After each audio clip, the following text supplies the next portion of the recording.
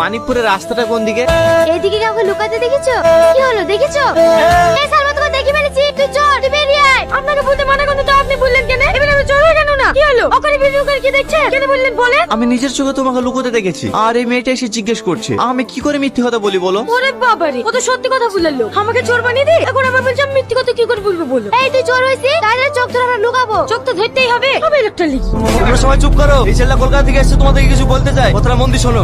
আমার নাম টনি, আমি কলকাতা থেকে এসেছি। আপনারা দীর্ঘদিন ধরে জলের সংকট এবং রাস্তাঘাটের জন্য বিডিও অফিসে দরখাস্ত করেছেন। আমি সেই বিডিও অফিস থেকে এসেছি আপনাদের গ্রাম এনকোয়ারি করার জন্য। আপনারা যদি রাজি থাকেন এবং জায়গা দেন, তাহলে কিছুদিনের মধ্যে আমাদের কাজ আমরা শুরু করতে পারি। কোনো সমস্যা নাই, জলের ট্যাঙ্কের জন্য আমি জায়গা দেবো। হ্যাঁ, আমিও জায়গা দেবো। না না, আপনারা জায়গা দেবো বললে হবে না। আমি গ্রামটা ঘুরে একবার দেখতে চাই যে কোথায় ট্যাঙ্কিটা বসালে গোটা গ্রামে জল সাপ্লাই করা যাবে। বাবু বাবু, আপনাকে অনেক ধন্যবাদ। আমি অনেকদিন থেকে পানির কষ্ট পাচ্ছি। না না কাকা, আপনি আমাকে আপনি করে বলবেন না, আমি আপনার ছেলের বয়সী। বলছিলাম কাকা, আমি তো আপনাদের এখানে এক সপ্তাহ থাকবো, কোনো ঘর ভাড়া পাওয়া যাবে না? ওগো, স্যারকে খেতে দাও। আরে আপনি আমাকে স্যার বলছেন কেন? আপনি আমার বাবার বয়সী, আপনি আমাকে টনি বলে ডাকবেন। আচ্ছা ঠিক আছে। কি গো কিছু বলছো? অনেক বেলা হয়ে গেছে, টনিকে কিছু খেতে দাও।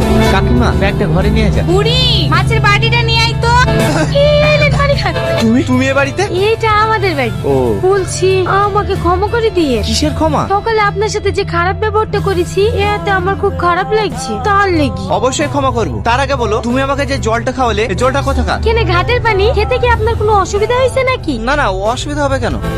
মা, ও দেখো কলকাতার বাবা বসে আছে, কি কোনো ঘুমায়নি? ওরা সব ঠান্ডা ঘরে ঘুমায়, আমাদের এই ঘরে ঘুম আসে? কালের পাকা ঠান্ডা হাওয়া বাবুকে দেখলে হয় না? তুই ঠিকই বলিস বুড়ি, বেচারা গরমে কষ্ট পাচ্ছে। যা পাখাটা দিয়ে গা। আপনার গরমে ঘুম আসে না তাই না? এই নেন, এই পাকাটা দিয়ে হাওয়া খান, তাহলে ঘুম চলে আসবে। এটা দিয়ে? আরে ওরকম করে হাওয়া করে না, এ দেখেন আই করি। এইভাবে বাতাস করবো তো ঘুমাবো কখন? আপনারা শহরের মানুষ তো, তাই আপনাদের অভ্যাস নাই। আমার মা আমাকে সারা রাত হাওয়া করে, আমিও ঘুমাই, আমার মাও ঘুমায়। কি একটু অসুবিধা হবে? এই 7 দিন তো দেখতে দেখতে কেটে যাবে। যাও তুমি ঘুমিয়ে পড়ো।